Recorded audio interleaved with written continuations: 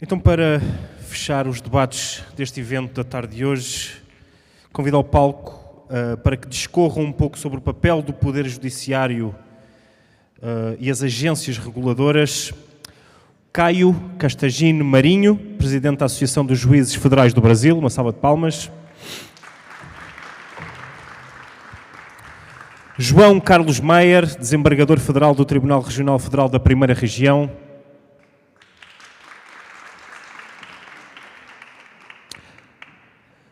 Lorena Coutinho, professora do IDP, que irá moderar este debate. Uma salva de palmas também.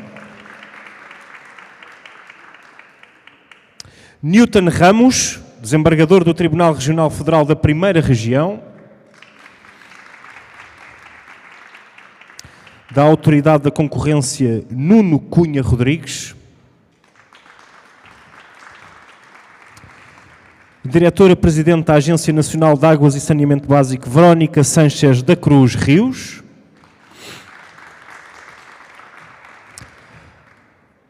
Presidente do FIB, Vitalino Canas. Uma salva de palmas, sim. E, por fim, o Ministro do Supremo Tribunal Federal, Gilmar Mendes.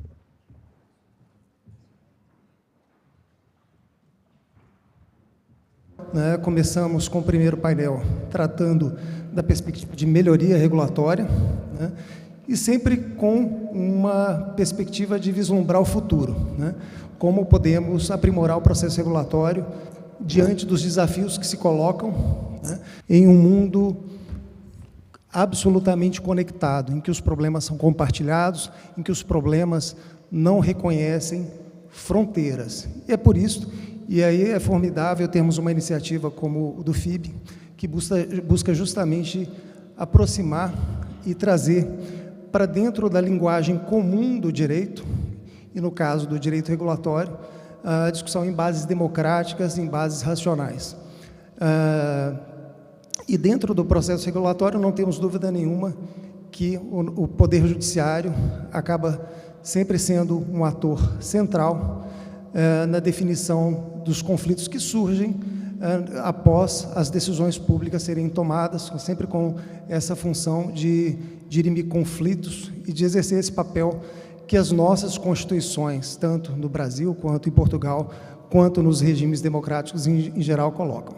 Sem mais delongas, eu gostaria de, então, passar a palavra, em primeiro lugar, ao ministro Gilmar Mendes, meu querido professor, meu orientador de mestrado. É com satisfação, então, que eu passo a palavra ao ministro Gilmar Mendes. Obrigado. Boa tarde a todas e a todos. Cumprimentar a doutora Verônica, que nos honra aqui com a presença, representando a Agência de Águas, doutor Caio, doutor João Carlos Maia, desembargador Newton Ramos, professor Nuno Cunha Rodrigues, Autoridade da Concorrência, e agora tratando um pouco da temática envolvendo os tribunais. E nós temos tido muitos debates, como se sabe, no Brasil e no Supremo Tribunal Federal, a propósito das agências reguladoras, que, de alguma forma, foi uma novidade sob a Constituição de 1988. Certamente nós já tínhamos alguns órgãos reguladores com algumas diretrizes e diretivas, como o próprio Banco Central ou o CAD, o órgão de concorrência, mas na dimensão que isto tomou, isso advém da Constituição de 88, especialmente das reformas que levaram àquele modelo amplo de privatização. Eu me lembro que os primeiros debates havidos na Presidência da República e na Casa Civil envolviam especialmente a Agência de Comunicação, da Telecomunicação, a Anatel. Nós nos valíamos de subsídios de consultorias estrangeiras. O ministro Sérgio Mota trabalhou nesta perspectiva e havia um nome, inclusive, bastante, talvez, hiperbólico. Chamaram de Agência Brasil a agência Anatel, porque se dizia que teria um imenso poder e, tanto quanto possível, aquilo que ela produzisse em termos normativos e administrativos deveria ser quase que intangível. Então, eu me lembro do meu antecessor, então, na AGU, ministro Quintão, que ficou um tanto quanto perplexo com aquele tipo de pretensão. Como fazer mais uma autarquia especial ou super especial naquele contexto? Eu me lembro também, doutora Verônica, que quando vivemos a construção da Agência de Águas, o grande conceptor naquele momento, Gerson Kellman, chegou na Casa Civil. Eu era adjunto, ou era SAGE, chefe da Casa Civil para assuntos jurídicos, e ele disse que a Constituição estava errada. E aí eu fiquei muito preocupado, porque se nós estamos fazendo uma agência e vamos regular isto em lei, e alguém diz que a Constituição está errada, está errada porque ela comete um equívoco até geográfico. Aí ficou pior, porque dizia que os rios que têm nascente e foz no mesmo estado pertencem ao Estado. Então ele dizia, isso está errado porque o conceito que devemos adotar é o conceito de bacias hidrográficas. A única coisa que me ocorreu, depois dele performar e justificar tudo aquilo, é que nós pensássemos nos tais comitês de bacias, que deveriam ser um órgão, e, portanto, composto pela União e pelos Estados. Porque, obviamente, ele temia o que depois veio até acontecer. Ele temia que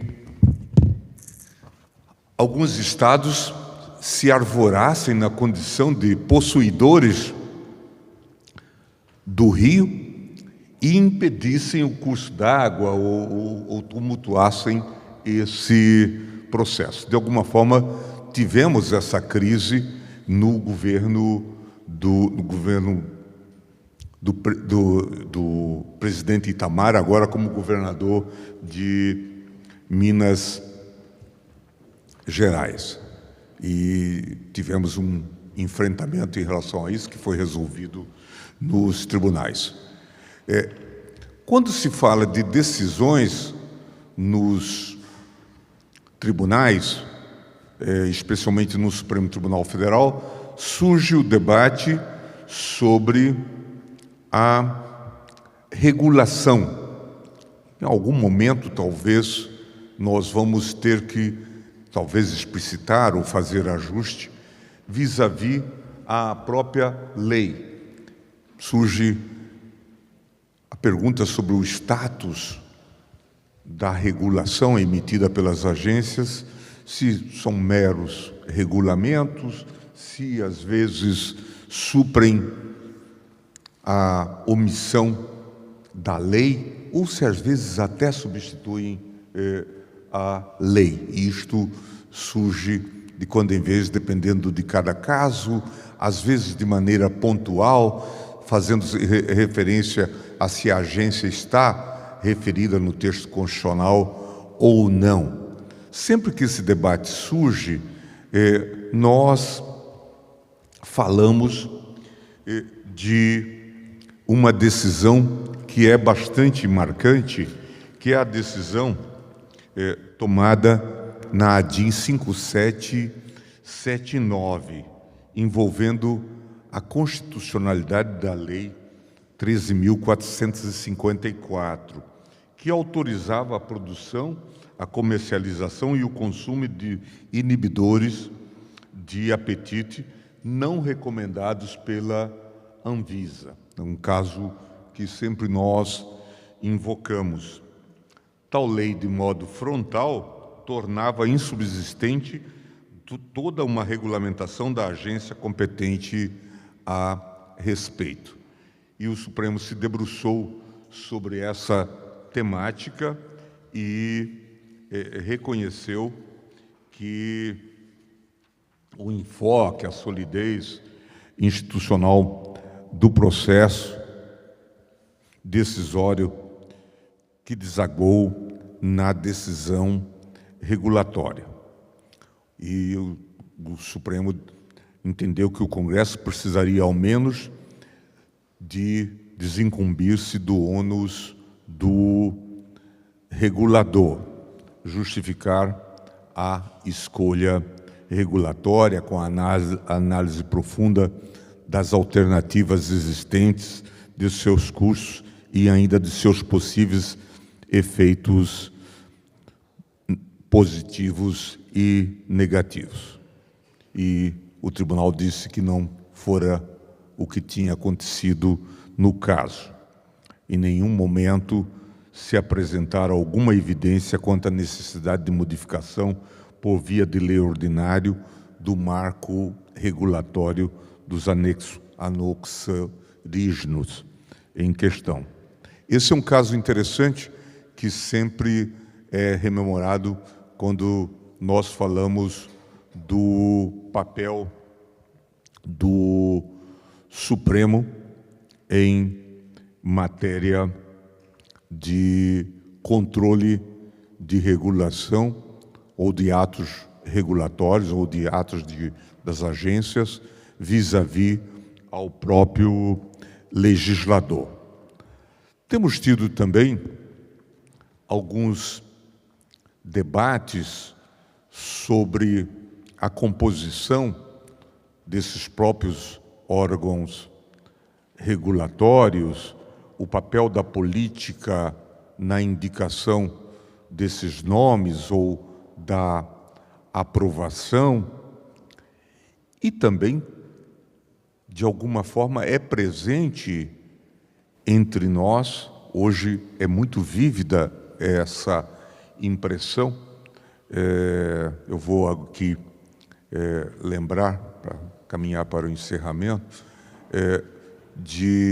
da contribuição que o professor Vitalino Canas acaba de nos brindar sobre o estudo nesse livro sobre o papel do Poder Executivo, presidentes governantes, e o professor acabou de nomear o nosso atual sistema de governo como um parlamentarismo orçamental, tendo em vista a questão da participação muito ativa do parlamento na execução, praticamente, não só na liberação, mas na execução do orçamento, especialmente mediante as emendas impositivas.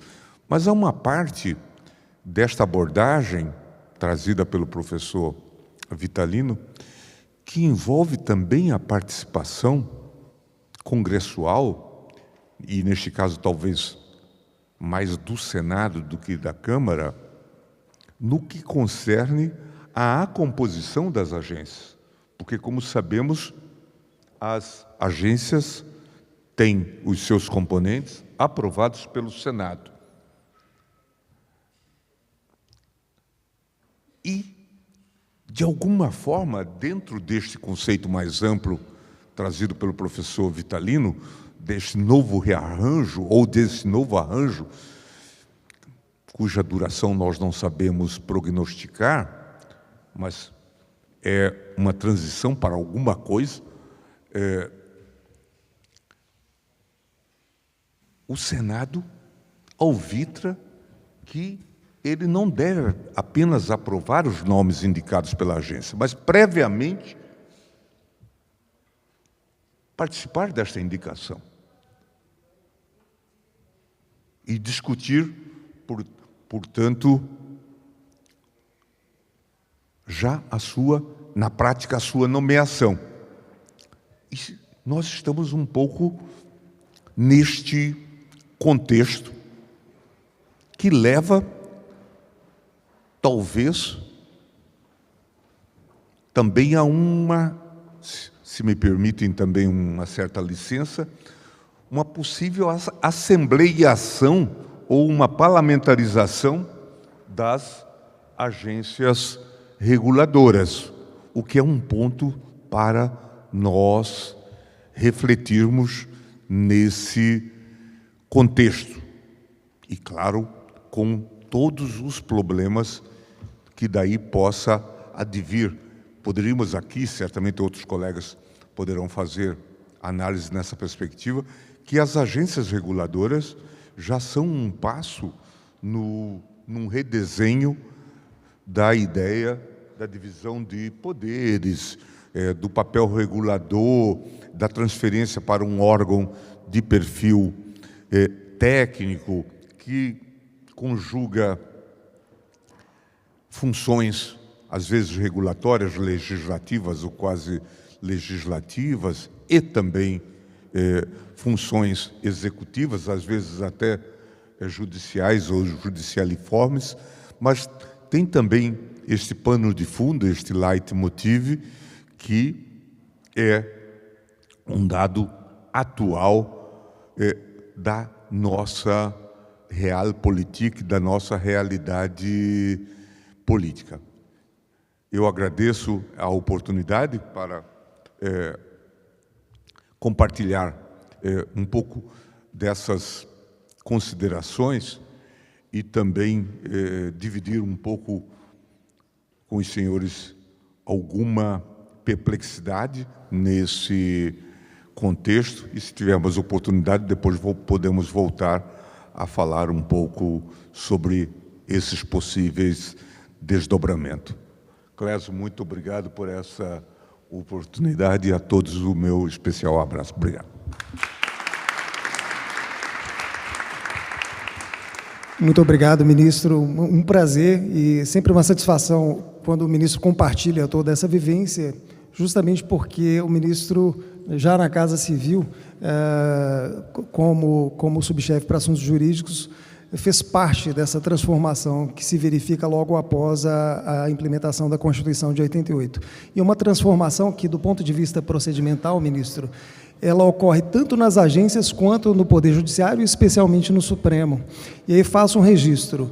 Na época do governo Fernando Henrique, com a edição do Decreto 2954, que buscou justamente reformular o modo de produção dos atos normativos que passavam pela Presidência da República, e que, desde os decretos até os projetos de lei, ali já foram incorporados algumas sementes do que nós hoje vemos como boas práticas regulatórias que foram incorporadas no processo regulatório das agências, como a consulta pública, como essa abertura procedimental, que também depois foi levada por meio da lei da ação direta de inconstitucionalidade para o próprio processo constitucional no Supremo, com a participação ativa por meio da figura do amicus curiae, que ocorre em especial em alguns processos que envolvem as agências reguladoras. O ministro mencionou o caso da Anvisa, né, como houve em outras discussões relacionadas a temas sensíveis que afetam a sociedade, que passam por decisões regulatórias, né? Então, essa conexão ela é bastante relevante. Muito obrigado, ministro. Eu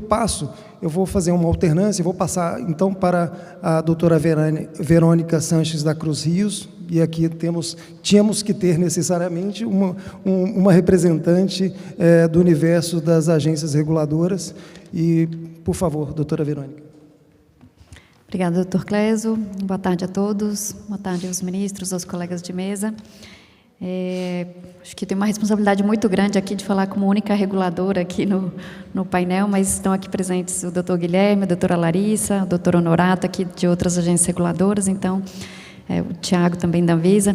Então, é um prazer estar aqui com vocês. E dizer que, sob a perspectiva das agências reguladoras, a gente tem tido um conjunto de desafios que acho que o ministro, ao rememorar a época da criação das primeiras agências, ali em 97, 98, a Agência Nacional de Águas é do ano de 2000, e nesse ano o ministro Gilmar Agência completa 25 anos, então parece um longo período, mas é um período de maturidade relativamente pequeno quando a gente observa as agências reguladoras aqui dos países europeus, dos próprios dos Estados Unidos, onde as agências já existem há quase 100 anos, e tem um processo de maturidade institucional que lhes permite uma certa estabilidade e uma perpetuação da autonomia, que é o que a gente sempre deseja. E uma coisa que ainda hoje persiste no Brasil e que afeta o trabalho de todos nós é exatamente a instabilidade institucional que as agências sofrem ao ver a cada 4 anos questionadas suas competências, suas atribuições, autonomia dos mandatos, autonomia decisória. A cada 4 anos troca o governo, novos mandatários assumem e passam a questionar a coincidência ou não dos mandatos dos dirigentes das agências reguladoras com os dirigentes do Poder Executivo, se era para ser junto, se é para ser separado, qual que é o melhor modelo, ignorando ou não concebendo que as agências reguladoras são órgãos de Estado, que têm como objetivo ter perenidade, que têm como objetivo ter continuidade nas decisões e não estar sujeitas a decisões do momento, da ocasião, daquele governo que legitimamente tem o objetivo de estabelecer as suas prioridades políticas, no entanto, por meio de um arcabouço regulatório que permita que essas decisões que são embasadas tecnicamente possam ter os melhores efeitos para a sociedade. Então, esse contexto de instabilidade ainda hoje perdura no Brasil, que é algo que acho que é nefasto porque enseja num gasto e num dispêndio de energia muito grande pelas agências, de discussões com o próprio Congresso, com o próprio Executivo, para permanecerem as premissas básicas da regulação, que exatamente são estabilidade regulatória, harmonização do ambiente de negócios, segurança jurídica para os investimentos, para a ampliação da infraestrutura do país, que são demandas que o Brasil ainda tem de forma muito contundente. Então, eu acho que esse é um dos pontos importantes para trazer. Falando um pouquinho das preocupações também que, a meu ver, são graves nesse contexto em que as mudanças acontecem muito rapidamente, a velocidade com que a dinâmica social e as dinâmicas econômicas estão acontecendo, vamos dizer assim, na economia e na sociedade, são maiores do que a capacidade das agências de absorver e de lidar com essa dinâmica de forma consistente e de não ficar aquém do regulado. Então, em termos de velocidade, em termos de processamento de dados, de informações e de atuação das agências reguladoras, o meu receio é que a gente fique para trás por incapacidade até de estrutura física de processamento de dados. As infraestruturas de tecnologia da informação das agências estão defasadas, os orçamentos das agências comprometidos, e isso nos impede de investir em melhor capacidade analítica. Se os senhores pensarem que o Brasil, do tamanho que é um país de dimensões continentais, a gente tem servidores que eu vejo um trabalho hercúleo de regular serviços em um país de dimensões continentais com um quadro exíguo. Para os senhores terem uma ideia, a Agência Nacional de Águas tem 300 servidores para fazer a gestão de recursos hídricos de um país de 8 milhões de quilômetros quadrados, com os maiores rios do planeta, é impossível. A gente usa a tecnologia da informação, usa monitoramento de 4 satélites, a gente usa tudo que é possível, mas ainda assim, obviamente, que fica aquém do que a gente poderia fazer se tivesse corpo técnico, capacidade de inteligência e de informações que fosse adequada à nossa estrutura. E isso não é a realidade apenas da ANA, é a realidade de todas as outras agências que regulam a aviação civil, que regulam transportes, que regulam produção de combustíveis, medicamentos, enfim, todos os serviços regulados que são imprescindíveis para o desenvolvimento do país e que, comprovadamente, não só a nível nacional, mas observando as melhores práticas internacionais pela OCDE, os setores que são regulados e que seguem as regras prestam e provêm melhores serviços de maior qualidade, regularidade para a sociedade. Então, acho que é uma premissa que a gente não pode esquecer de que é melhor ter um bom regulador do que não ter nenhuma regulação. Isso é uma premissa essencial e que no Brasil a gente ainda fica meio que lutando para que essa premissa seja válida e continue acontecendo. E quando a gente pensa na relação entre as agências reguladoras e o Poder Judiciário, um ponto que eu entendo e que o ministro Gilmar destacou também, é que as agências reguladoras, por lei, e trazendo toda a melhor prática internacional em termos de qualidade da regulação, têm não só a obrigação de seguir os normativos nacionais e que, em muitos casos, são inspirados em diretrizes internacionais, principalmente da OCDE, de ter a prática regulatória embasada em dados e decisões que sejam fundamentadas. Então, quando o regulador escolhe uma alternativa regulatória, através de um estudo de análise de impacto regulatório, ou através de um conjunto de tomada de subsídios, de consultas públicas e audiências públicas, esse longo processo, que no caso da Agência Nacional de Águas demora mais ou menos 18 meses, são 18 meses entre pensar em fazer alguma coisa e o ato regulatório ser publicado, ele foi embasado e tem uma série de metodologias e de obrigações a serem seguidas que nos obriga a fundamentar qualquer decisão que seja. Então, assim, tem um estudo técnico, tem uma análise prévia àquele ato regulatório ser emanado. E quando você vê iniciativas do Legislativo suspendendo, por meio de decreto legislativo, um ato regulatório de uma agência reguladora, ou, eventualmente, uma decisão do Judiciário que afeta uma decisão de uma agência reguladora, você está esquecendo e ignorando todo esse rito que levou a uma decisão que foi embasada tecnicamente.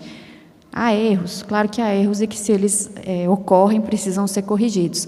Mas eu acho que todo esse processo regulatório no qual a gente se inspira pode e deve ser respeitado para que a gente tenha a tão almejada segurança jurídica e estabilidade regulatória que o Brasil precisa para que tenha os seus investimentos ampliados e a infraestrutura desenvolvida. Então, é um ponto que eu entendo que cada área tem a sua competência. A agência tem a sua competência técnica, o legislativo tem a discricionariedade de definir, junto com o executivo, as melhores políticas públicas, e o judiciário de avaliar aqueles casos que têm uma repercussão social importante e que podem ter efeitos para a sociedade como um todo. Então, acho que essa separação e esse respeito às competências de cada instituição são benéficas para o país e trazem os melhores resultados. Obrigada. Muito obrigado, doutora Verônica. Um prazer enorme ouvi-la. E a doutora Verônica colocou algumas dimensões essenciais. Falou agora da autonomia técnica. E essa é uma pequena revolução no nosso direito administrativo que a regulação trouxe. É justamente um processo absolutamente estruturado para produzir decisões muito mais bem informadas. É muito mais que a motivação administrativa tradicional. Nós temos hoje as análises de impacto regulatório e em temas complexos e em temas especializados. Essa é uma dimensão importante e é algo que precisa, em que precisa haver um diálogo com o Poder Judiciário, precisa ser compreendido, e essa dimensão da autonomia orçamentária, porque não adianta nada, nós vemos uma evolução brutal nesses últimos 30 anos no nosso modelo de agências, com esses referenciais de boas práticas da OCDE, que miram estruturas absolutamente modernas, né, com processos modernos, mas para isso a gente não pode ter um estrangulamento orçamentário, como foi colocado no painel anterior, em que tivemos aqui a oportunidade, ministro, de ter dirigentes de agências, como o diretor-presidente da NTT, o diretor-presidente da ANAC, a doutora Clarissa, da Secretaria de Aviação Civil, em que se discutia autonomia. E autonomia sem capacidade orçamentária, ela não existe, né? Mas, bem, eu passo agora a palavra ao Dr. Nuno Cunha Rodrigues, da Autoridade da Concorrência, por duas razões, isso é bastante interessante agora ouvir, numa perspectiva europeia, uma perspectiva portuguesa, a questão da regulação sob a ótica, talvez, do primeiro universo de falhas de mercado que foram objeto de uma reação ainda nos primórdios do Estado liberal, que são as falhas concorrenciais, né? E passo, então, a palavra ao Dr. Nuno Cunha Rodrigues. Muito obrigado. Muito obrigado. Eu começo por cumprimentar a FIV, na pessoa do professor Vitalino Canas e do ministro Gilmar Mendes, agradecendo o convite para estar aqui. Eu creio que estou aqui numa dupla qualidade de professor da Faculdade de Direito de Lisboa e de presidente da Autoridade da Concorrência, que é uma espécie de CADGE em Portugal, a Autoridade da Concorrência. E também peço desculpa pelo meu sotaque de Portugal, não é sotaque do Brasil. Quando eu vou ao Brasil, muitas vezes, tenho que falar com o sotaque brasileiro, mas mesmo assim fica um pouco difícil, né? Então falo com esse sotaque de Portugal. Bom, portanto, eu vou falar aqui mais da experiência da Autoridade da Concorrência, porque quando falamos de regulação, e falamos tipicamente de regulação económica, estamos a falar justamente de falhas de mercado, é isso que um economista faz, eu sou jurista, mas olha para as falhas de mercado e procura identificar as ferramentas para colmatar as falhas de mercado, tipicamente através de regulação económica independente. Quando falamos de concorrência, estamos a falar de promoção e defesa da concorrência e não, enfim, caracterizando uma falha de mercado em si mesmo, mas sim uma atuação que visa punir práticas anticoncorrenciais e, no âmbito de controle de concentrações, fazer uma análise prospectiva dos mercados para perceber se uma fusão entre empresas, se uma concentração pode causar entraves significativos à concorrência efetiva. Na Europa, em Portugal, e a propósito deste diálogo com o Poder Judicial, a promoção e defesa da concorrência está atribuída em cada Estado-membro a uma autoridade, isso é obrigatório, há uma diretiva, a diretiva SCN+, a European Competition Network, cada Estado-membro tem que ter uma autoridade da concorrência, mas, paralelamente, a Comissão Europeia também tem competências no domínio de defesa e promoção da concorrência. E, portanto, não há, em rigor, 27 autoridades da concorrência, há 28, não há 20, porque há 27 Estados-membros, mas temos a Comissão Europeia adicionalmente. Mas, nesse contexto, houve uma reforma muito grande feita na União Europeia em 2003, introduzida pelo Regulamento 1/2003, que permitiu que também as autoridades nacionais possam aplicar o direito europeu da concorrência. Portanto, eu não queria aqui estar a ser muito detalhado, mas nós podemos, em Portugal, aplicar regras do Tratado sobre o funcionamento da União Europeia.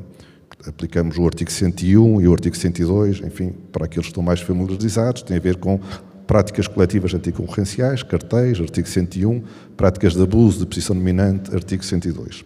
Portanto, nós aplicamos em Portugal o tratado, o que coloca aqui problemas ao nível do diálogo com o Poder Judicial. Como é que é feito esse diálogo com o Poder Judicial? Bom, em Portugal nós temos, para as decisões tomadas pela Autoridade da Concorrência, a nível nacional, um tribunal especializado, o Tribunal da Concorrência, Regulação e Supervisão.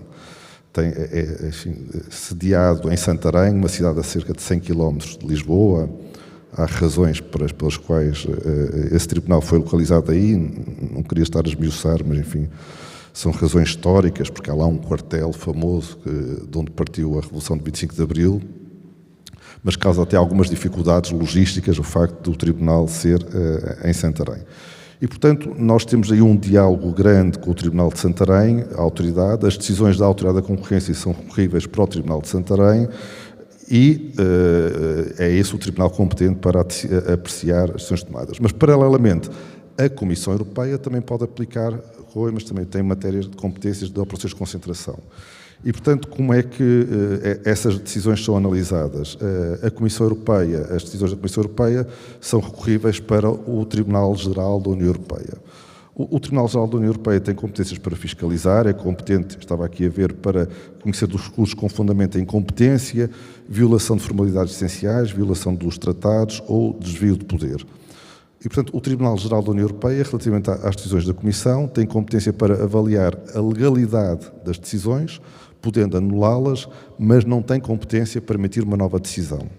E, portanto, não pode modificar as decisões da Comissão Europeia.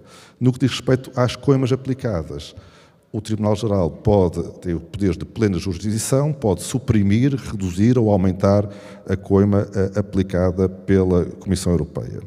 A questão que se coloca também depois diz respeito à possibilidade de modificação das decisões do ponto de vista teórico e saber até onde é que o Tribunal-Geral da União Europeia e depois o Tribunal de Justiça podem ir relativamente à apreciação das decisões da Comissão Europeia. E aqui o Tribunal de Justiça da União Europeia já se pronunciou em 2 casos, o caso Laval e o caso PS, dizendo que as decisões da Comissão Europeia só podem ser alteradas face à verificação de existência de erro manifesto de apreciação, de desvio de poder ou de inexatidão material dos factos. E, portanto, tipicamente, o Tribunal de Justiça não intervém na análise substantiva das decisões. Intervém perante erros procedimentais, perante erro manifesto de direito, mas não perante a substância das decisões. Há um caso, aliás, curioso, um caso relativamente recente, o caso UPS de 2019, do Tribunal de Justiça da União Europeia, em que os factos eram os seguintes: a Comissão Europeia, ao abrigo do regime de controle de concentrações, em que se analisa a fusão entre empresas, tinha apreciado a aquisição de uma empresa TNT por outra empresa muito conhecida, a UPS, de Correio Expresso, e tinha proibido a operação. A Comissão Europeia não autorizou a compra pela UPS da TNT, com base numa análise econométrica em que a Comissão Europeia chegou à conclusão que havia um risco de aumento de preços e, portanto, havendo risco de aumento de preços, proibiu a operação. Houve um recurso para o Tribunal-Geral da União Europeia e o Tribunal-Geral da União Europeia disse que o modelo econométrico, porque o aumento de preços foi analisado com base num estudo econométrico, o Tribunal-Geral disse que esse modelo econométrico não tinha sido previamente comunicado, o modelo à UPS. E, portanto, como não tinha sido previamente comunicado, não tinha sido dada a oportunidade à UPS de apresentar observações sobre o modelo econométrico. E como a análise feita pela Comissão tinha sido feita com base num modelo econométrico que não tinha sido previamente comunicado às empresas em causa, à UPS, não tinham sido garantidos os direitos de defesa da empresa. E, portanto, anulou a decisão da Comissão Europeia, mas, novamente, aqui não foi pela substância do modelo econométrico ter sido alcançado, mas sim pelo facto de se ter baseado num modelo que não tinha sido previamente comunicado. E, por isso, considerou o Tribunal de Justiça que a divulgação dos modelos e das opções era essencial para garantir a equidade do processo e o respeito pelo princípio da boa administração, que é um princípio consagrado no artigo 41 da Carta Europeia dos Direitos Fundamentais. Paralelamente, no domínio de práticas anticoncorrenciais, o Tribunal de Justiça, novamente, como disse anteriormente, diz que não compete ao Tribunal, tipicamente, imiscuir-se na apreciação da decisão, mas sim fiscalizar a legalidade da decisão da Comissão e, por isso, pode intervir. Há um caso também conhecido, o caso Canal Plus, em que o Tribunal disse que num acórdão do Tribunal-Geral havia um erro de direito e, no que diz respeito à apreciação por parte da Comissão Europeia, e acabou por anular essa também decisão por questões procedimentais. Em Portugal, o tal Tribunal de Santarém, o Tribunal da Concorrência, Regulação e Supervisão, também não está limitado pelas decisões da Autoridade da Concorrência. O Tribunal faz uma análise plena da prova documental e pericial para proferir a sua decisão. Há aqui algumas questões quanto ao Tribunal da Concorrência e Regulação. Por exemplo, o Tribunal decide com um juiz singular, um juiz único, não é um tribunal coletivo, não são 3 juízes, e por vezes há decisões, por exemplo, recursos da decisão da Autoridade da Concorrência, em que estão em causa coimas, já aconteceu, de 225 milhões de euros. E, portanto, coimas de 200 milhões de euros que são decididas na Autoridade da Concorrência por um conselho composto por 3 pessoas e que depois são julgadas por um único juiz, podem colocar algumas questões relativamente à robustez dessas decisões, que é importante que exista. Essas decisões, muitas vezes os juízes em Santarém perante dúvidas da aplicação do tal direito da União Europeia, do tal artigo 101 e 102, podem proceder ao chamado reenvio prejudicial para o Tribunal de Luxemburgo para que ele venha esclarecer a questão e responder ao Tribunal Nacional. Há aqui um diálogo entre o Tribunal Nacional e o Tribunal de Justiça da União Europeia que é muito útil depois e que permite, enfim, uma jurisprudência muito grande relativamente ao direito da concorrência na Europa, que é, aliás, muito observada no Brasil. O CAD está tipicamente, sim, a acompanhar essas decisões do Tribunal de Justiça. As decisões do Tribunal de Justiça são motivadas, como disse anteriormente, muitas vezes por processos de reenvio suscitados pelos tribunais nacionais, porque os tribunais nacionais, ao apreciarem as decisões da Autoridade da Concorrência, estão também eles a interpretar o direito da União Europeia, fruto da tal aplicação descentralizada do direito europeu da concorrência, motivada pelo Regulamento 1 de 2003. Bom, olhando então para o sistema português, podemos perguntar, o sistema português, há uma deferência judicial no que diz respeito às decisões das autoridades da concorrência e entidades reguladoras ou não? Eu creio que o nosso sistema, ainda que formalmente distante dos sistemas de common law, não há a regra do precedente, naturalmente, mas tem alguns pontos de contacto com uma conhecida jurisprudência norte-americana, que é a jurisprudência Chevron, que deu origem à chamada doutrina Chevron, de harmonia com a qual os tribunais devem assumir uma postura de deferência judicial para com as entidades reguladoras, na justa medida em que não exista um erro manifesto de direito ou de facto. Recordo que essa jurisprudência foi alterada recentemente nos Estados Unidos por um outro acórdão, muito polémico ou não, é a jurisprudência Loper-Bright, que veio alterar a jurisprudência Chevron. Mas, portanto, eu creio que na Europa continuamos a seguir essa ideia de que, quando a lei é ambígua e quando a agência reguladora ou a autoridade de concorrência atua dentro do seu mandato, então os tribunais devem assumir esta interpretação da agência e devem permitir que ela seja assumida também judicialmente, desde que isto se mostre razoável. Novamente, em Portugal não há, e na União Europeia, não há esta ideia da regra do precedente, ainda que no Tribunal de Justiça essa regra do precedente esteja implicitamente assumida na medida que o Tribunal de Justiça acolhe sistemas de direito anglo-saxónicos e romano-germânicos como a nível da Europa continental. Mas, portanto, não havendo a regra do precedente, há, no entanto, a tradição de seguir a jurisprudência e, portanto, na União Europeia, aquilo que temos visto é, de alguma forma, a ser assumida a jurisprudência Chevron ao longo dos anos, quando se fala no diálogo com as decisões das entidades reguladoras e das autoridades da concorrência. Não creio que se vai evoluir no futuro para a ideia do Loper-Bright deste lado do Atlântico.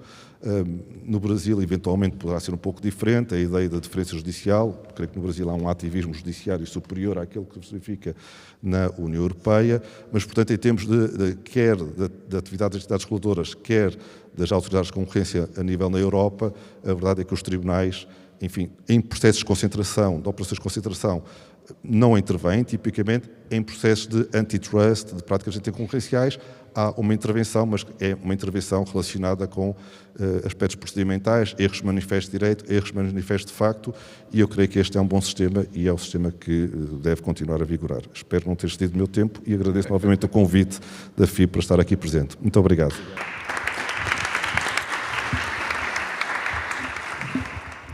Muito obrigado, doutor Nuno Cunha Rodrigues. Um prazer ouvi-lo e todo esse relato. E temos nossa autoridade de concorrência com desafios, em certa medida, que se aproximam.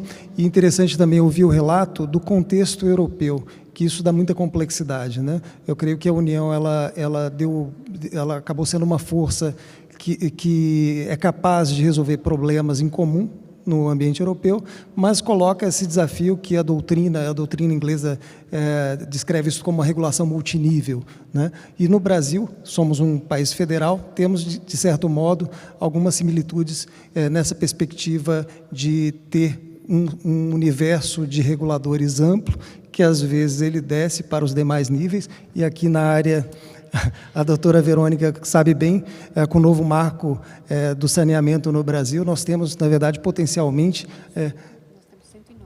109 agências reguladoras de saneamento. de saneamento. Então, coordenar tudo isso sempre é um desafio. E um desafio também para o Poder Judiciário. E passamos aqui, agora vamos fazer uma sequência com a nossa magistratura federal, que, na verdade, acaba tendo que dirimir conflitos que envolvem saneamento, questões concorrenciais, questões de transportes, ou seja, não faltam clientes, não é, senhores? E, então, passo a palavra ao desembargador federal, João Carlos Maier, para fazer as suas considerações. Bom dia a todos, boa tarde, né? Primeiro eu gostaria de agradecer ao FIB, né, na pessoa do doutor Vitalino, pelo convite. Cumprimento os meus colegas de painel na pessoa do ministro Gilmar Mendes, né, essa importante figura no cenário jurídico nacional. Como magistrado, eu tenho tido uma grande preocupação com a segurança jurídica e o controle judicial do ato administrativo regulatório, né? Como todos nós sabemos, aí, a segurança jurídica é um princípio fundamental que garante estabilidade, previsibilidade, certeza nas relações jurídicas. Isso significa geração de riqueza. Nesses vetores, nós falamos sempre em previsibilidade, estabilidade, confiança, clareza e coerência. E me preocupa muito essa questão do controle judicial, do ato administrativo regulatório, enquanto papel do Poder Judiciário como instrumento de fomento e preservação dessa segurança jurídica. E através do quê? Por meio do estabelecimento, e eu creio que é possível, de alguns parâmetros decisórios, né, que permitam gerar previsibilidade, uma certa previsibilidade objetiva das decisões judiciais. Que nós não tenhamos aí, como nós tivemos no passado, a chamada guerra das liminares, né, ou a loteria, né, jurisdicional, né, da onde cai, o resultado pode ser diferente. Nós sabemos que o ato administrativo regulatório, né, ele está dentro do conceito clássico de ato administrativo discricionário, né. Nós temos aquela teoria geral da oportunidade e da conveniência, da sindicabilidade, da razoabilidade e da proporcionalidade, mas o que isso significa em termos práticos mesmo? Como o ministro Gilmar muito bem colocou, né, o Brasil adota um modelo de agências regulatórias com regulação setorial, e nessa regulação setorial nós temos esse importante conceito, e aí nós vamos ver aqui que no controle judicial nós temos essa questão tanto do exercício da própria competência normativa pelas agências, quanto da revisão dos atos fiscalizatórios decorrentes do exercício na prática dessa competência normativa, né? E aí essa função normativa vem exatamente de uma atuação por delegação legislativa, e aí nós temos também um outro condicionante aqui, porque no geral estão atreladas à função normativa a questões envolvendo políticas públicas. Isso está diretamente relacionado a atos de governo. Então nós temos às vezes situações em que a discricionariedade, chamada discricionariedade técnica administrativa, ela é avaliada tanto pelo ângulo do ato político de governo, quanto num nível mais secundário de uma competência normativa em si, né? Não necessariamente atrelada a uma determinada política pública de um governo, então, na sua gestão, né? E aí, então, nós temos aí essa competência para editar atos normativos visando a organização e a fiscalização das atividades reguladas. Isso insere-se no chamado Poder Geral de Polícia da Administração Pública. E nós sabemos todos que essa competência está subordinada à observância dos parâmetros fixados, tanto na ordem constitucional quanto na legislação setorial. Como o ministro Gilmar muito bem colocou, no Brasil um divisor de águas, né, ao menos em relação à competência normativa das agências, é a DI 4874, de relatoria da ministra Rosa Weber, lá no ano de 2018. E ali ficou muito claro, nesse julgamento, a adoção da deferência administrativa, né, o reforçamento da competência normativa das agências, exatamente em razão do quê? Dessa chamada capacidade institucional ou epistêmica que elas têm, né, de fazer essa importante missão em relação à regulação setorial. E já chegando mais particularmente quanto a esses parâmetros objetivos que eu vinha falando de início, né? Então, o que o controle judicial, no geral, vê? Essa conformação dos atos normativos regulatórios com a ordem constitucional e a legislação setorial e a implementação ou aplicação de tais atos normativos em situações concretas no âmbito do exercício da fiscalização das atividades reguladas. Isso parece muito simples, mas na prática tem se mostrado bem complexo. E me parece que uma primeira dimensão que nós poderíamos já estabelecer é o que é controle de legalidade ou juridicidade e o que é efetivamente um controle sobre o ato administrativo discricionário técnico, né? Muitas vezes isso se confunde, né? E, no geral, né, nós enfrentamos situações em que nós não estamos necessariamente diante de um controle de legalidade, mas estamos diante de um controle de um ato ou praticado por força da competência normativa ou no exercício de uma fiscalização em concreto, né? Como eu havia mencionado, o nosso STF, o STF brasileiro, adotou a doutrina norte-americana, né, a doutrina chamada da autocontenção judicial, Judicial Self-Restraint. Eu gosto muito dessa classificação do jurista norte-americano, o Richard Posner, né, em que ele divide isso entre deferência e ele inclui também a prudência, né? E aí se fala, né, dessa preocupação que uma desmedida interferência judicial pode constituir, sim, um risco de ela própria vir a ser uma violação à ordem pública, quando particularmente discutidas questões de ordem eminentemente técnica, né? E aí se diz muito que o Poder Judiciário não pode se transformar num legislador positivo para ele próprio fazer escolhas que seriam próprias do administrador, e aí se fala em substituição da discricionariedade técnica pela discricionariedade judicial. Então, as cautelas que normalmente se tem, né, e esse dever de deferência às questões técnicas, se dão basicamente em razão de duas premissas básicas, né?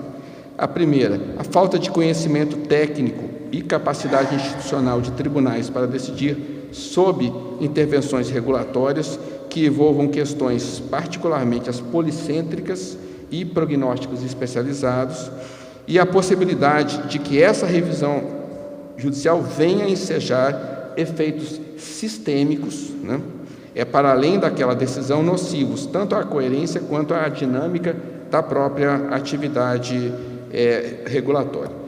E assim, as questões mais complexas que nos surgem, né, nesse campo da discricionariedade técnica administrativa, as mais complexas, podemos assim dizer, não são necessariamente aquelas atreladas, né, a esse exercício da própria função normativa, mas são questões relacionadas, né, à motivação obrigatória do ato administrativo, né, a chamada teoria dos motivos determinantes, essa congruência, né, em que a decisão deve ter e pode estar submetida a controle judicial. E o segundo aspecto assim mais preocupante é em relação ao chamado desvio de finalidade, né, para a aferição do abuso de direito ou do desvio de finalidade estrito sensu, né, em que há muitas situações em que isso é construído enquanto argumentação jurídica, né?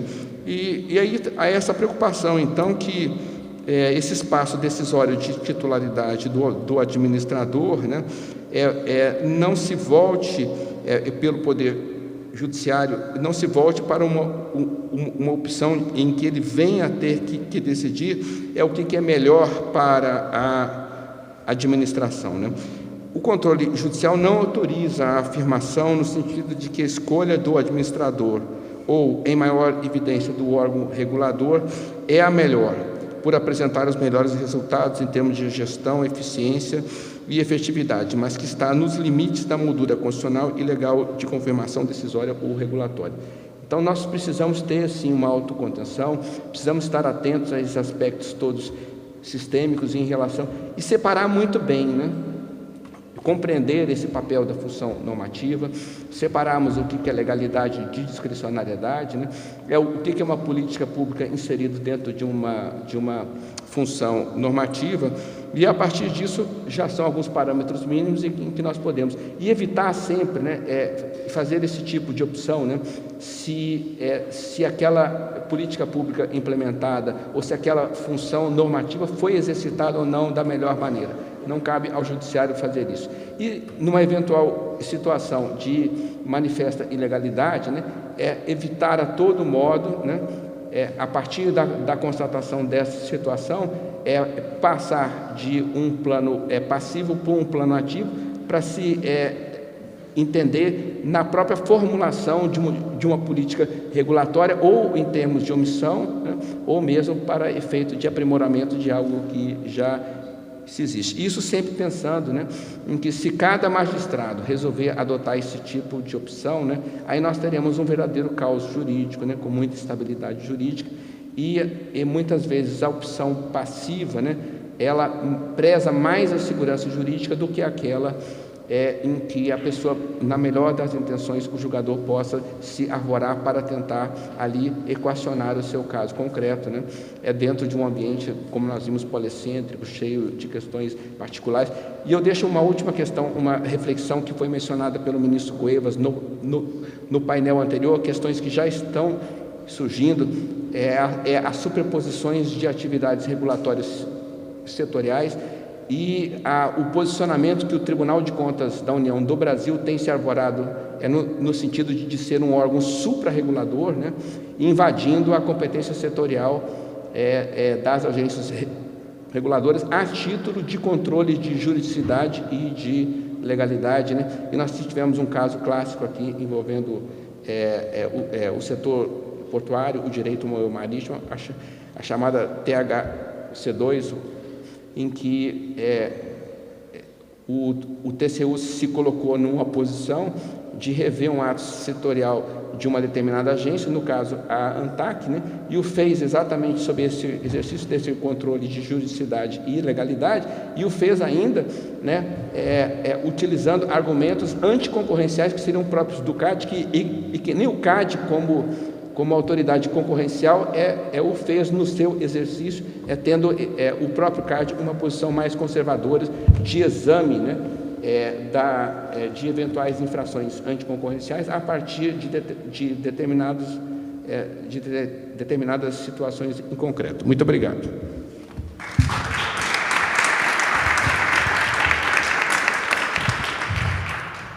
Desembargador João Carlos Maia, grande prazer ouvi-lo. Eu creio que o senhor foi capaz de tocar em pontos nevrálgicos e que tenho certeza que a doutora Verônica, como reguladora, e os demais dirigentes de agência compreenderam. Isso faz parte de uma reflexão muito ampla. Essa questão última sobre o papel do TCU, esse é um debate. Professor Carlos Ari, há inclusive estudos e uma tese sobre isso. Não vou entrar na polêmica, nem tomar nenhum tipo de posição, mas essa é uma discussão justamente nesse ponto, até onde os órgãos de controle podem avançar em relação à discricionariedade técnica nesse processo que é muito estruturado e cada vez mais bem informado. E talvez o avanço no modelo das agências permita cada vez mais um debate mais sofisticado, que de fato permita um controle que seja responsivo ao nível de qualidade das decisões regulatórias. Mas o Poder Judiciário certamente é fundamental nesse processo de controle e de afirmação da própria autonomia das agências, né? Como foi, né, ministro, em relação ao período da pandemia, como o Supremo Tribunal Federal foi absolutamente decisivo na afirmação das competências das autoridades sanitárias no uso da sua autonomia técnica. Mas, bem, passo então a palavra, na continuidade dos nossos representantes do Poder Judiciário, ao desembargador Newton Ramos.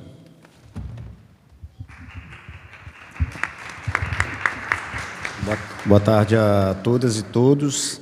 Eu queria inicialmente agradecer o convite do FIB para participar aqui dessa segunda edição do Fórum Futuro da Regulação. Eu faço em nome do professor Vitalino, que é o presidente da instituição.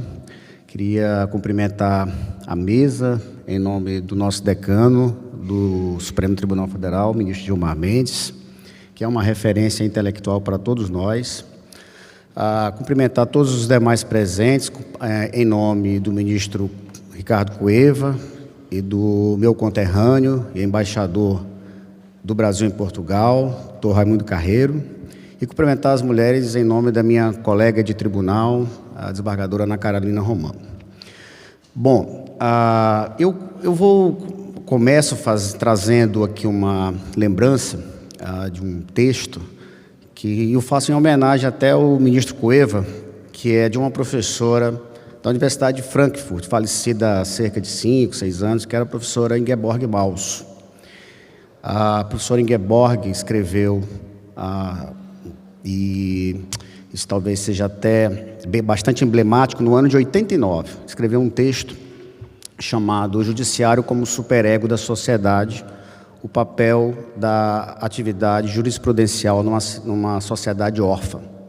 É o nome desse texto. E a professora Ingeborg, naquele texto, que era uma professora de filosofia política, não era uma jurista, fazia um paralelo entre o direito e a psicanálise, para dizer que depois do surgimento do Estado Social, nós vivemos, especialmente em países como o Brasil, que possui uma Constituição extremamente compromissória, um sentimento de frustração constitucional, pela incapacidade do poder político de realizar todas aquelas promessas contidas na Constituição. E com isso, nós construímos esse sentimento de uma sociedade órfã e transferimos para o Poder Judiciário a implementação de todos esses direitos, de todas essas políticas públicas estabelecidas na Constituição. Eu começo falando disso porque o tema do controle da atividade regulatória das agências é um tema que tangencia uma discussão mais ampla, que é a discussão relacionada à própria judicialização das políticas públicas.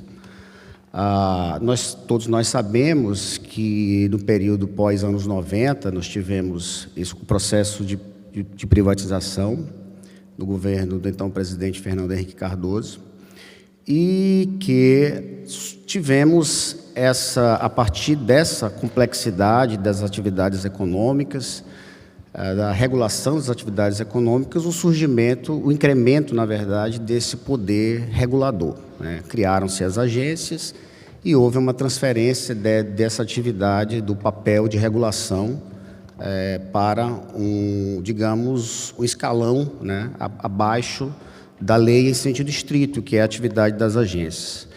E o dilema que nós vivemos é exatamente o de definir o que é regular, partindo da premissa doutrinária de que regular não é o mesmo que regulamentar. É uma atividade muito mais complexa e que possui por assim dizer, um cunho mais amplo, muito mais complexo, e que enseja, na verdade, uma maior autonomia das agências na realização dessas atividades.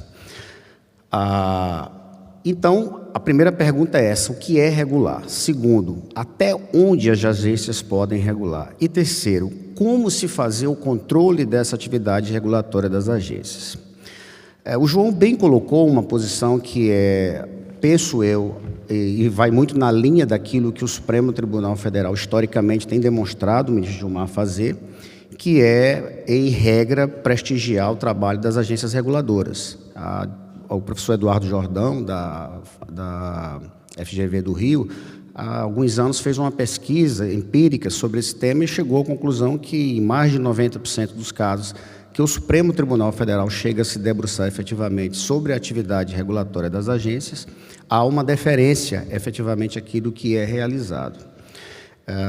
E me parece que essa é uma tendência, especialmente a partir do surgimento de algumas ferramentas que geram um maior grau de sofisticação na atividade regulatória e uma legitimidade procedimental naquilo que vem sendo realizado pelas agências, como é o caso da figura da análise do impacto regulatório, que permite uma maior participação daqueles que são afetados pela regulação na construção daquele ato normativo e isso, obviamente, gera legitimidade no ato, análise técnica, escuta ativa daqueles que são afetados, e tudo isso deve ser considerado pelo Poder Judiciário quando intervém na realização quando intervém no controle dessas atividades que são realizadas no âmbito das agências. Houve um painel aqui em que se discutiu também os sandbox regulatórios, que também é um mecanismo extremamente relevante para que se possa ter um maior grau de experimentalismo na atividade que é realizada pelas agências. Então, eu arriscaria dizer que me parece que há uma tendência maior de que o trabalho das agências seja prestigiado, que se considere que o trabalho das agências é uma atividade que envolve escolhas regulatórias, que é por assim dizer, um instituto que é muito mais complexo do que uma mera discricionariedade, porque não é um juízo de conveniência e oportunidade. Na verdade, as escolhas regulatórias elas estão pautadas em critérios técnicos que são realizados no âmbito das agências a partir de uma expertise e que nós, e isso eu posso falar por mim, pelo João, pela Ana, que temos diariamente que enfrentar questões de natureza regulatória, mas nós trabalhamos com uma competência que vai de A a Z. Uma hora nós recebemos uma demanda que envolve o setor elétrico, no outro dia recebemos uma demanda que envolve o setor de transportes, o Guilherme está aqui, sabe disso. Então, para nós é extremamente desafiador ter que lidar diariamente com demandas tão diversificadas de setores tão específicos e, portanto, o controle que nós exercemos ele acaba tendo uma conotação muito mais instrumental, controle de legalidade, de atos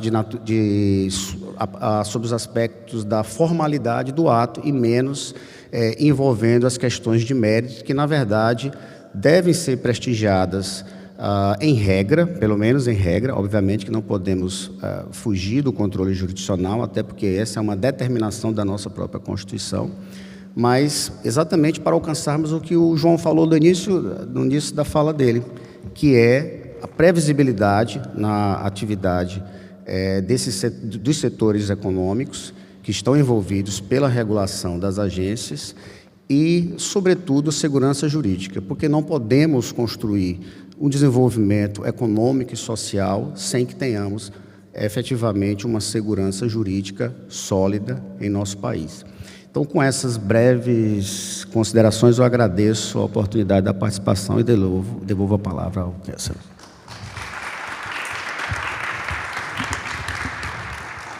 Muito obrigado, desembargador. É uma satisfação ouvi-lo. Acho que são dimensões e é muito interessante ver como o judiciário já percebe e considera todas essas nuances e que são todas relevantes num quadro que nós temos no Brasil, que é de grande judicialização. E aí eu gostaria de passar agora a palavra ao nosso representante da Magistratura Federal, que é o nosso Dr. Caio Cassagini Marini, que é o presidente da JUF, a nossa Associação dos Juízes Federais do Brasil. Com licença.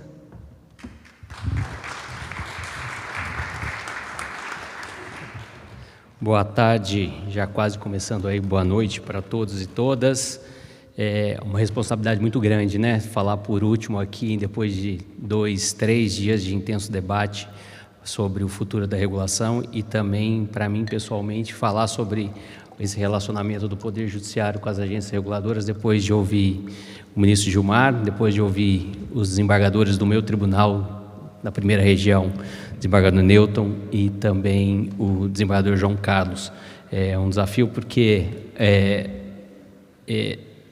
não tem muito mais a ser dito, mas aqui vou tentar rememorar essa fala que transcorreu, acho que em todos aqui do Poder Judiciário, sobre esse desafio que é o Poder Judiciário e a relação das agências reguladoras. E como nós estamos aqui debatendo o futuro da regulação, acho que para além dos debates sobre limites e desafios que nós temos nessa relação, nós temos que debater aqui oportunidades de olhar para o futuro, ver algumas correções que precisamos fazer e, sem sombra de dúvida, essa análise parte do pressuposto de que uma vez que invariavelmente essas políticas públicas regulatórias são judicializadas, o Poder Judiciário acaba tendo como resultado, sendo reconhecido como um dos atores que tem relevância nessa governança regulatória contemporânea. Não só pelo fato de que as demandas analisadas pelo Poder Judiciário, ela tem as repercussões econômicas e sociais, mas sobretudo porque a postura com que o Poder Judiciário enfrenta essas demandas tem impacto direto na formulação, na implementação e na própria eficácia da política regulatória estabelecida pelo Brasil. Nós vemos uma ampliação e uma expansão das políticas públicas regulatórias que decorrem de compromissos internacionais, como é a pauta e a agenda climática, mas, sobretudo, também como questões estratégicas nas áreas, como aqui a doutora Verônica representa, na área de saneamento, mas também na área de energia e transportes. E as características dessas demandas regulatórias, para além de análise eminentemente de pontos e questões legislativas ou normas jurídicas, exige dos julgadores uma compreensão muito mais complexa e densa que toca as estruturas regulatórias, toca também disputas setoriais, mas, sobretudo, e um desafio muito grande para o Poder Judiciário, é também identificar e como atuar em casos em que há verdadeira tentativa de instrumentalização do Poder Judiciário para a obtenção de vantagens competitivas. E esse cenário traz para a gente um conjunto de perguntas muito legítimas, né? Como conciliarmos a independência judicial em detrimento ou em conciliação com uma racionalidade técnica de modelos regulatórios aprovados no âmbito legislativo e complementado com decisões legítimas técnicas das agências, como nós podemos e devemos conciliar o acesso à jurisdição sem que as ações e as demandas que sejam propostas, elas sejam efetivamente tragam vantagens concorrenciais e fragilizem toda essa política remuneratória. No que eu me propus a falar e trazer aqui, eu peguei como referência um caso, uma experiência concreta, recentemente analisada pelo Supremo, a Política Nacional de Biocombustíveis. O Supremo recentemente julgou 2 ADIs nesse tema. O posicionamento do Supremo nesse tema foi unânime, a relatoria era do ministro Cássio, mas o ministro Gilmar trouxe algumas ressalvas metodológicas importantes, e eu acho que aqui é importante a gente trazer, porque, como teve presente na fala de todos que me precederam, sempre com uma prudência na atuação do Poder Judiciário, mas o que o ministro Gilmar trouxe nas suas reflexões ali no voto, e não é algo que o ministro Gilmar recentemente defende, salvo engano, essa leitura de prognoses legislativas e a cautela de o judiciário não substituir o legislativo nesse espaço e ter uma deferência às escolhas técnicas feitas pelo legislativo e pelas agências reguladoras. Pelo menos nas leituras que fiz, o ministro, acho que em 97, 98, já trazia essas reflexões de orientações aqui da doutrina alemã, e acho que são conceitos importantes para reafirmar o que teve presente aqui na fala do desembargador Newton e do desembargador João Carlos, que é necessário a gente ter uma prudência sobre esses posicionamentos, e acho que o que fica, e aqui concluo para que não tome mais tempo, acho que é uma afirmação segura por parte do Poder Judiciário, de que nesses posicionamentos do Judiciário, sempre que alteram o ambiente regulatório, que as nossas escolhas continuem sempre refletindo prudência técnica, compromisso institucional, como disse o desembargador João Carlos, sem sombra de dúvida, porque a estabilidade das políticas públicas também são um valor constitucional, e essa atuação, quando o Poder Judiciário enfrenta essas demandas, é preciso que a gente também, no juízo de valor que nós afirmamos, a gente preserve essa estabilidade para que a gente possa preservar as escolhas técnicas legítimas feitas pelos técnicos, pelas agências e pelo nosso legislativo na construção da estrutura de uma política pública, e aí, mais uma vez, fazendo referência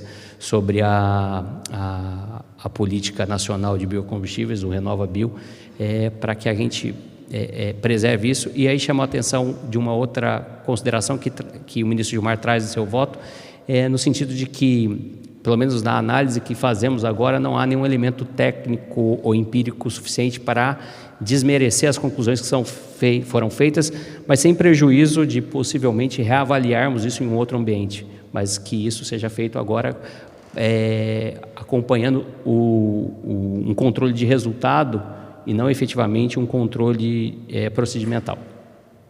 Obrigado.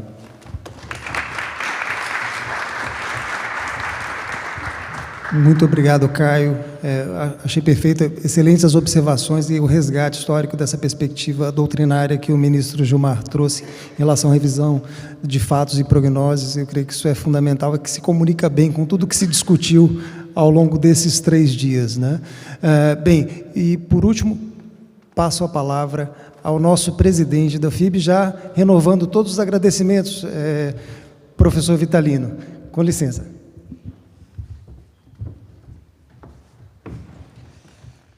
Muito obrigado. Começo com uma declaração para assinalar que eu não sou especialista em direito da regulação, nem entidades reguladoras, embora tenha já participado em trabalhos parlamentares de normação em relação a entidades administrativas independentes e, dentro delas, entidades reguladoras, quer em Portugal, quer em Cabo Verde. Fui responsável por uma equipa que preparou vários diplomas de entidades reguladoras de Cabo Verde, mas não sou um especialista. E por isso aprendi muito mais aqui do que poderei deixar como ensinamento, se há algum posso deixar. Vou abordar aqui, portanto, o tema não na perspectiva das entidades reguladoras, mas na perspectiva constitucional. Ou seja, nós temos ali o nosso título, Futuro da Regulação. O que vou aqui falar é do futuro constitucional da regulação, partindo do princípio de que o presente constitucional da regulação não está satisfatório. E depois farei também algumas referências, a partir daí, à questão relacionada com os tribunais e a regulação. A questão constitucional que se coloca, no essencial, já esteve aqui presente implicitamente em vários momentos do nosso fórum. Há uma tensão entre a necessidade de independência das entidades reguladoras e a necessidade de controle democrático das entidades reguladoras. É claro que eu acho que a perspectiva que mais vezes aqui foi trazida foi o da independência das entidades reguladoras, a necessidade de assegurar essa independência e a forma de assegurar essa independência.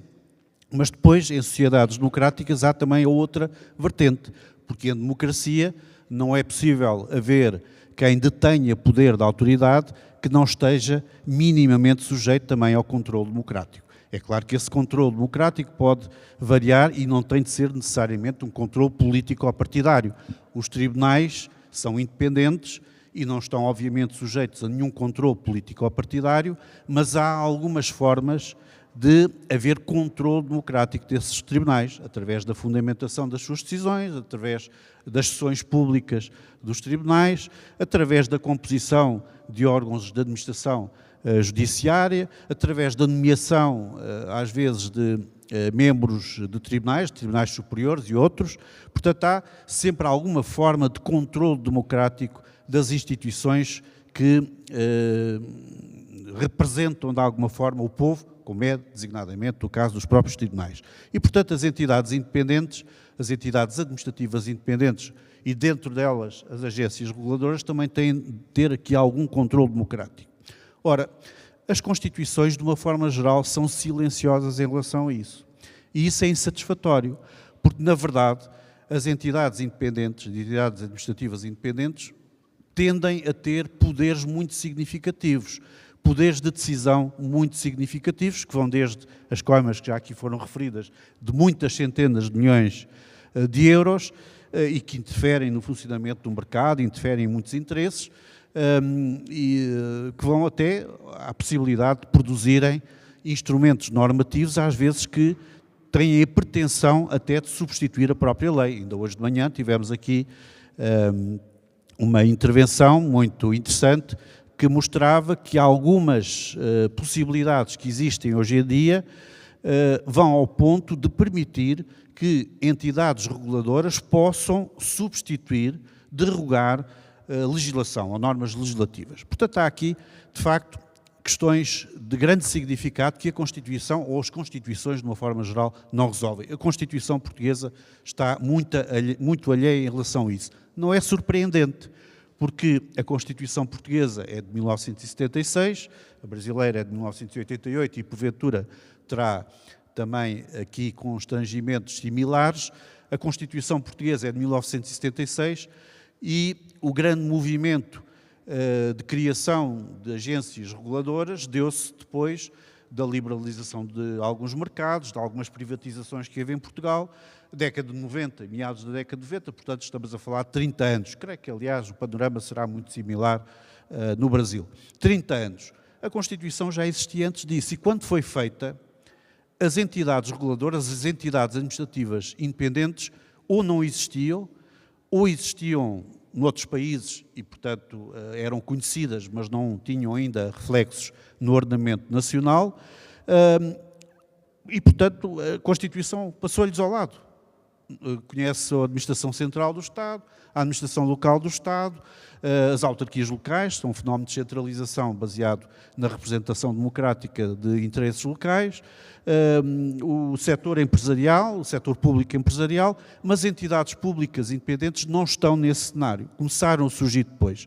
E no caso português, as várias revisões constitucionais, a última das quais se processou em 2005, passaram alguma coisa ao lado disto. A Constituição portuguesa tem uma disposição, o artigo 267, número 3, que diz que a lei pode criar entidades administrativas independentes. A própria Constituição, aliás, cria uma entidade administrativa independente, uma entidade reguladora da comunicação social, mas pouco mais nós encontramos na Constituição portuguesa sobre isto. Portanto, aquele problema que eu comecei a referir inicialmente, a tensão entre independência das entidades reguladoras e, por um lado, e controle democrático das entidades reguladoras, essa tensão não está resolvida. E a circunstância de não estar resolvida leva também a alguns fenómenos que alguns dos nossos participantes aqui muito bem já realçaram, que é, de vez em quando, o poder político mete o pé, põe o pé na porta, ou entra mesmo dentro.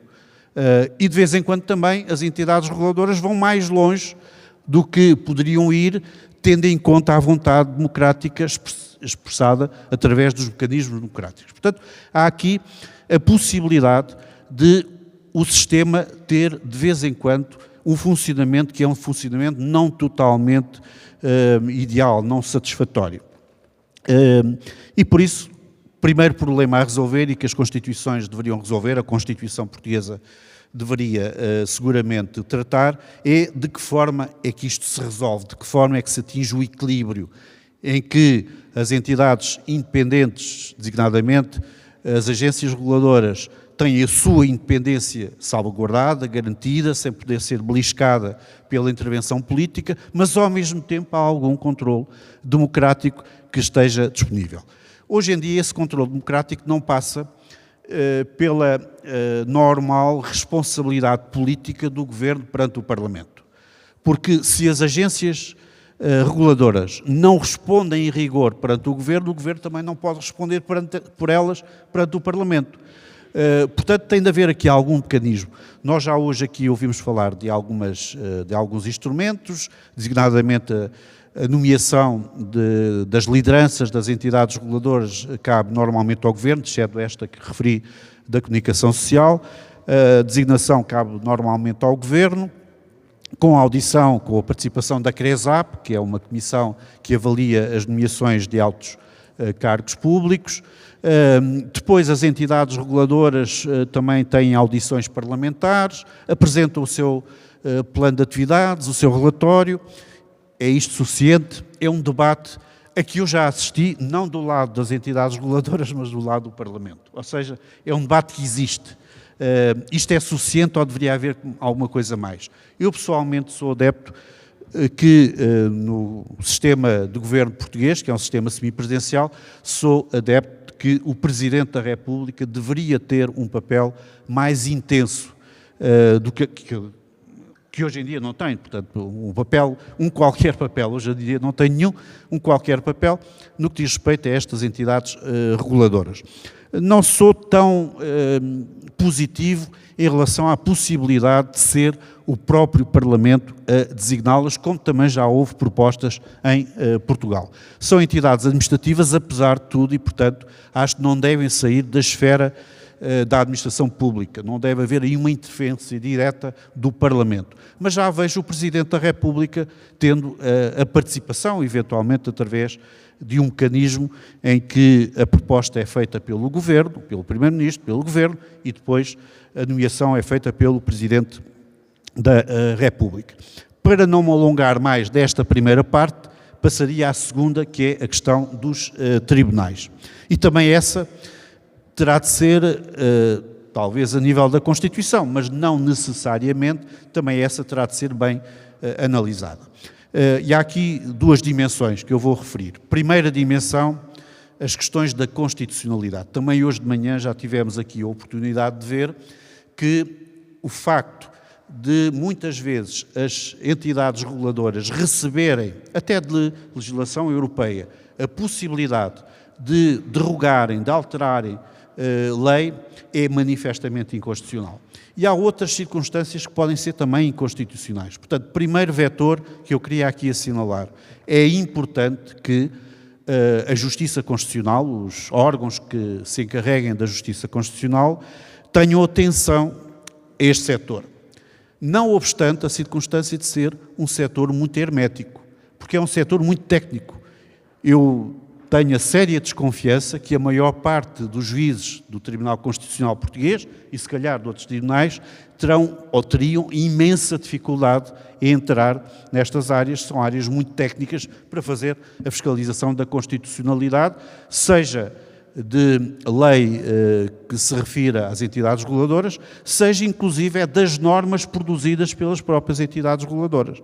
Porque, de uma forma geral, todas as entidades reguladoras têm poder normativo e esse poder normativo traduz-se na emissão de normas jurídicas e as normas jurídicas têm de ser fiscalizadas pelo Tribunal Constitucional ou fiscalizáveis pelo Tribunal Constitucional, seja em fiscalização abstrata, seja em fiscalização concreta. Contudo, qual é que é o problema disto?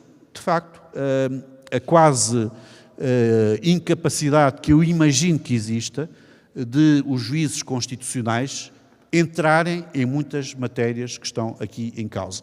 E isto pega-se também com um outro aspecto, falando agora já de outro nível do Poder Judicial, e para terminar, pega-se com outro aspecto, que já foi aqui referido pelo professor Nuno Coutinho Rodrigues, que é a questão de os próprios juízes que estão especificamente encarregues de fazer julgamentos nesta área, por exemplo, o Tribunal de Santarém, mas depois do Tribunal de Santarém há recurso para a relação de Lisboa, salvo erro, os próprios juízes que estão encarregues de fazer julgamento nestas áreas, às vezes de casos altamente complexos, altamente valiosos do ponto de vista financeiro, mais uma vez repito, a questão das coimas, dos processos que valem milhões, dezenas, centenas de milhões de euros, os próprios juízes, mesmo aqueles que estão habituados a tratar destes assuntos, têm dificuldade. E quando subimos ao patamar do recurso, então aí a dificuldade cresce ainda mais. Portanto, é aqui mais um outro aspecto onde me parece que esta irrupção das entidades reguladoras com independência, com altíssima complexidade no seu dia-a-dia e na sua prática corrente, esta questão tem de ser observada qualquer dia tem de ser observada com maior atenção, quer do ponto de vista constitucional, a arquitetura constitucional que se dedique a regular as entidades reguladoras, Portanto, a Constituição é também ela própria reguladora das entidades reguladoras, deve ser, embora não seja até aqui, e depois também ao nível da própria arquitetura do sistema judicial, porque também ela não estava preparada para esta nova realidade, que é a realidade das entidades administrativas independentes, com todo o poder que têm e com toda a capacidade que têm de intervir no mercado e nos setores importantes que se prendem também com os consumidores, que se prendem com os cidadãos em geral. Muito obrigado.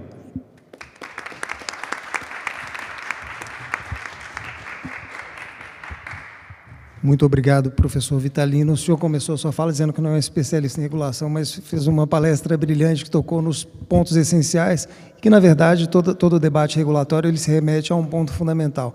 Temos questões de democracia numa perspectiva procedimental, como também numa perspectiva substantiva. Porque é sobre isso que a gente fala. Quando a gente fala em regulação, a gente fala em prestação de serviços na área de saneamento, fornecimento de água, transportes, controle das falhas de mercado e tudo ou mais. E tudo isso tem uma base constitucional que dá sentido a esse debate.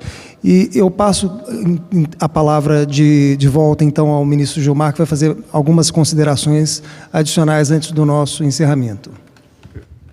Em função das muitas pontuações que nós tivemos no painel, eu queria inicialmente lembrar um debate sobre a judicialização, que é muito intensa e que já gerou no passado, lá atrás, uma proposta de reforma do judiciário, quando a gente falava dos contenciosos administrativos. Muita gente aqui na sala, inclusive aqui no painel, não era nascido. Isto nos anos 70. E então, a Verônica, sobretudo, e outros.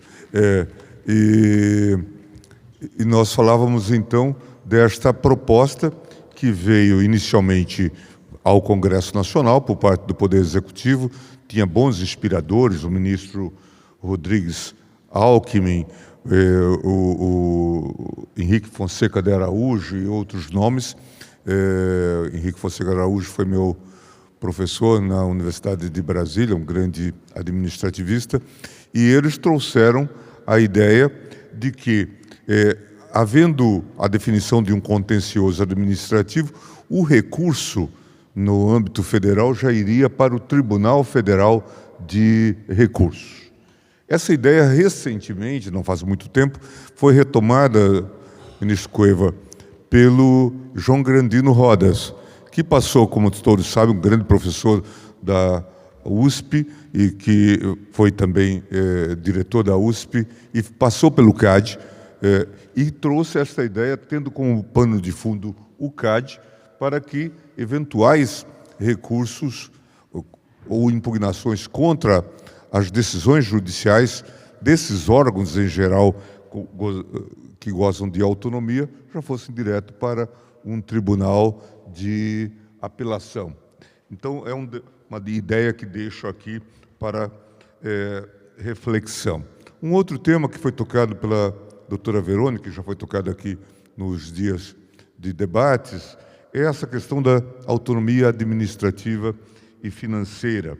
E, claro, isso envolve a questão, inclusive, da não apropriação das receitas das agências ou como mantê-las de maneira autônoma. Alguns passos já foram dados no sentido da submissão dos orçamentos ao Ministério da Economia ou da Fazenda, né? Mas acho que é preciso avançar nesse sentido, porque uma forma de esvaziar as agências é retirar-lhes a autonomia financeira. Então, este é um tema importante e é fundamental. Claro, junto também com a questão que eu falava com o Cléso, da possível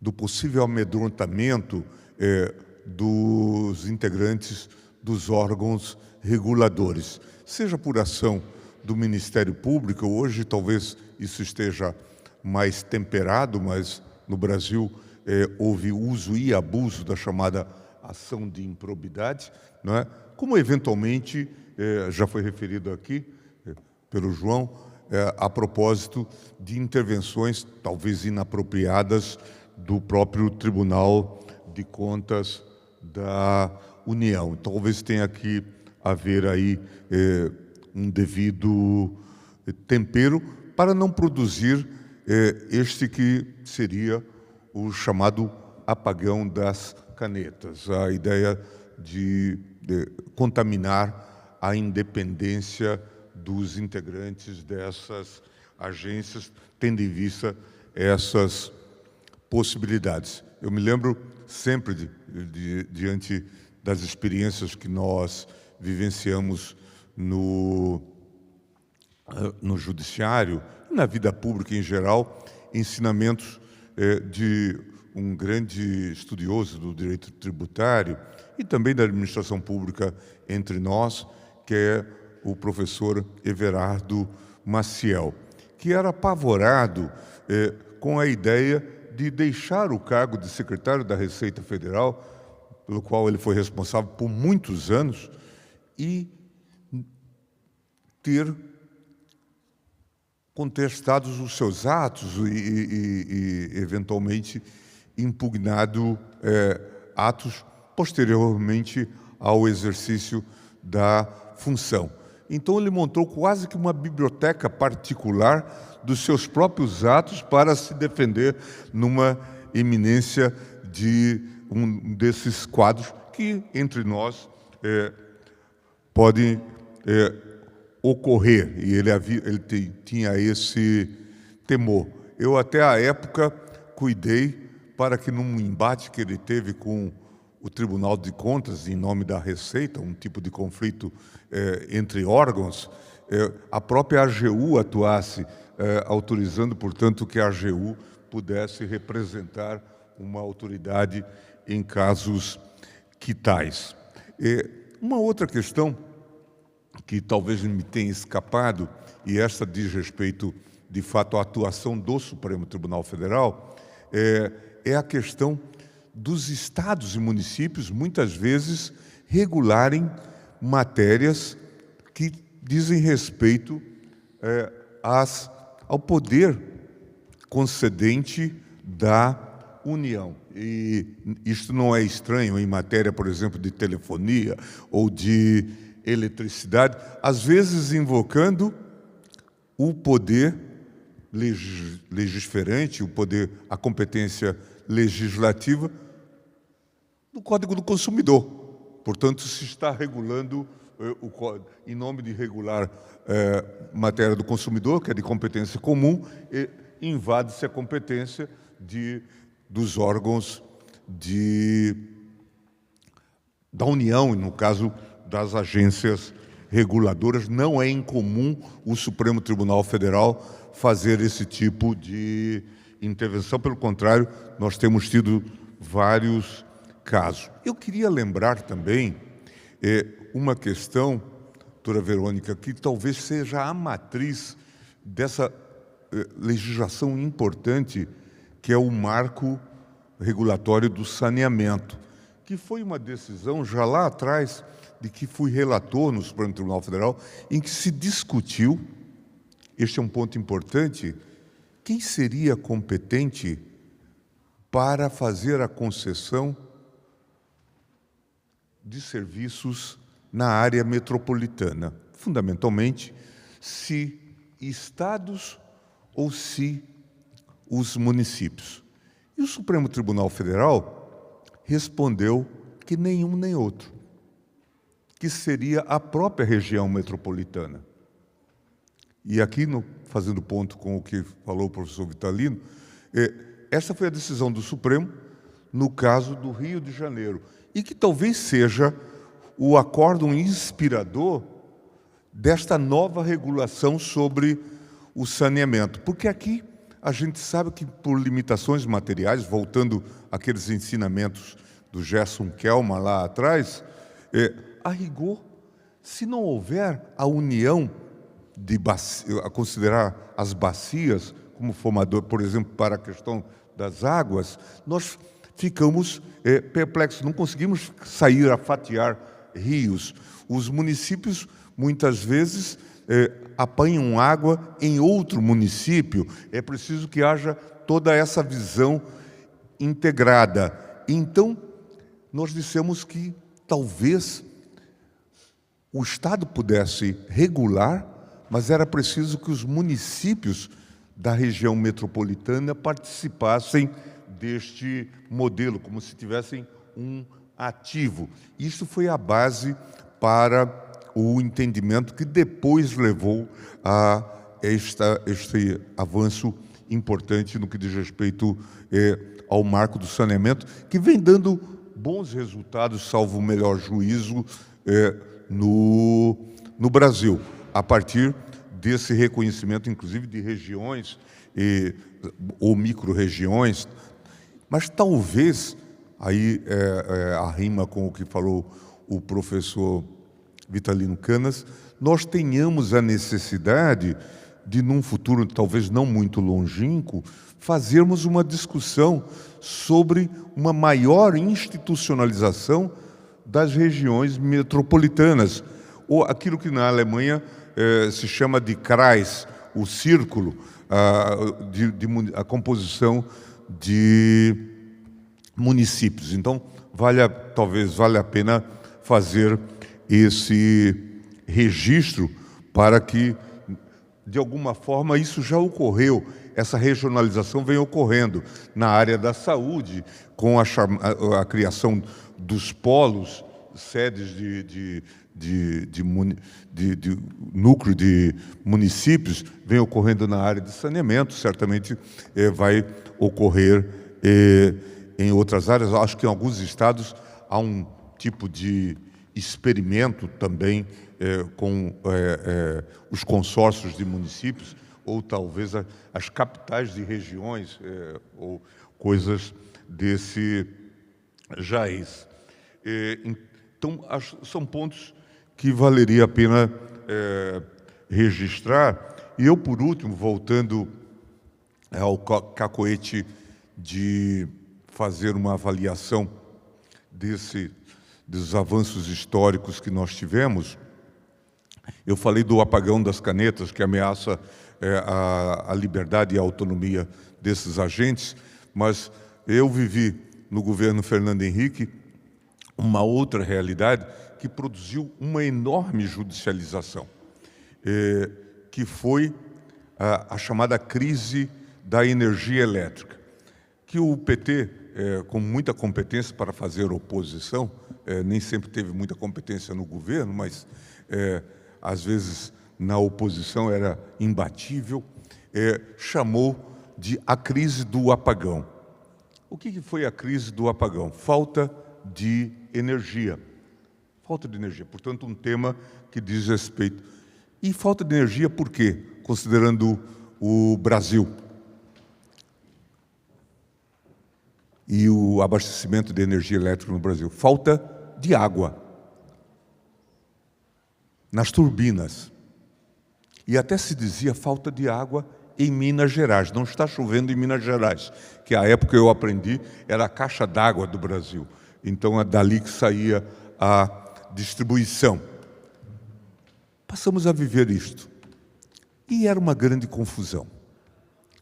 Baixamos uma medida provisória no governo para regular e tentar diminuir o consumo de energia, subindo os preços, inclusive. Criamos metas e tudo. Uma grande confusão. Todo mundo reclamando e muita gente indo à justiça. E nós vivíamos também uma grande confusão no judiciário. Alguns presidentes de tribunais suspendiam as liminares que eram dadas, outros não. Clésio esteve comigo na AGU nesse período. Chegou uma hora que nós dissemos o que fazer. Cada um dizia alguma coisa, os presidentes de tribunais. E nós tínhamos um limite. Estávamos lá no final do primeiro semestre,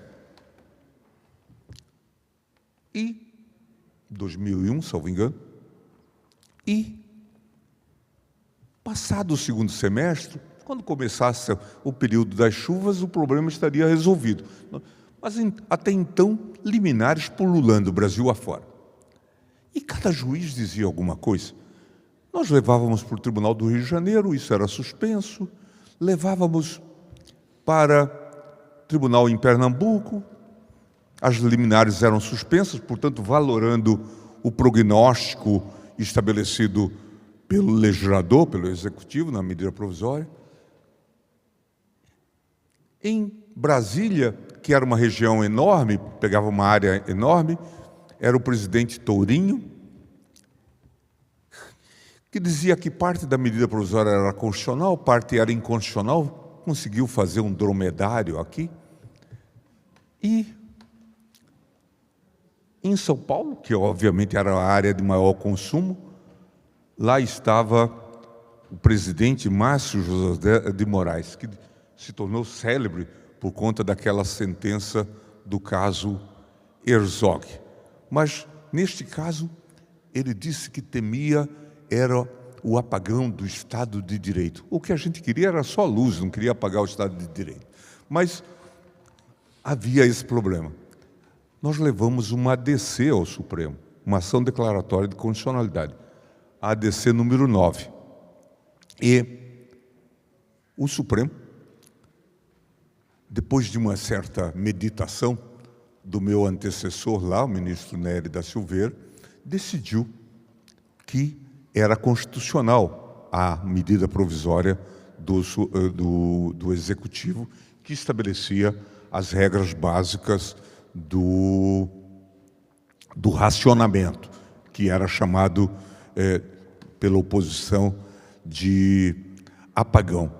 O apagão, portanto, que não houve, porque depois, obviamente, chovendo nas cabeceiras e, portanto, chovendo em Minas Gerais, a gente resolvia e resolveu o problema. Muito obrigado.